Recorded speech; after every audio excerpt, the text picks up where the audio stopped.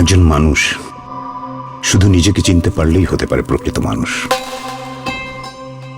তেমনি একটি জনগোষ্ঠীও জাতি হয়ে ওঠে তখনই যখন সে খুঁজে পায় নিজের পরিচয়।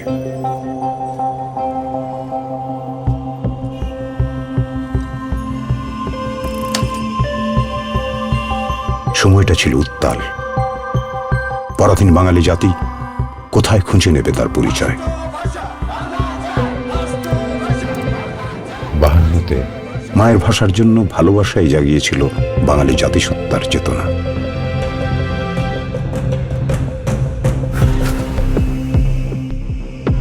এই চেতনা ৭১-এর মুক্তি সংগ্রামে খুঁজে পায় তার পূর্ণতা।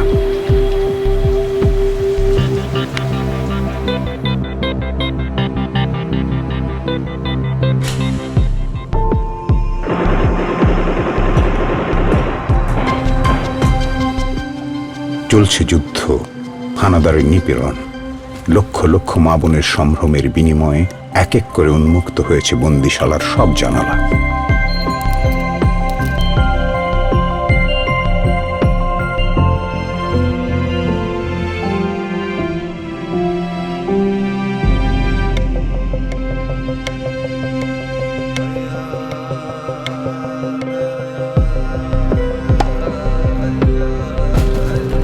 আবারও কেঁপে উঠল সমাজ।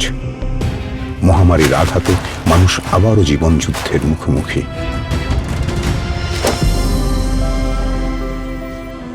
কিন্তু থেমে থাকলে চলবে কেন? দেশের মানুষকে চালিয়ে যেতে হবে এই যুদ্ধ জয়ের সংগ্রাম।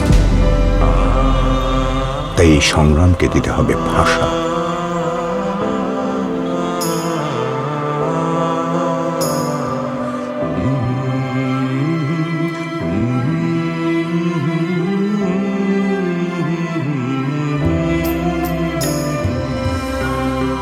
বাংলা ফন্ট বা হরফের মাঝে আমরা 52, ৭১ ও অধুনা ২১-এর সেই চেতনাদীপ্ত ঐতিহাসিক সংগ্রামের রূপকল্প রৈখিক অবয়বে ফুটিয়ে তুলতে চেয়েছি গণমানুষের মনের কথাগুলো বেঁচে থাক আমাদের প্রতিটি অক্ষরে।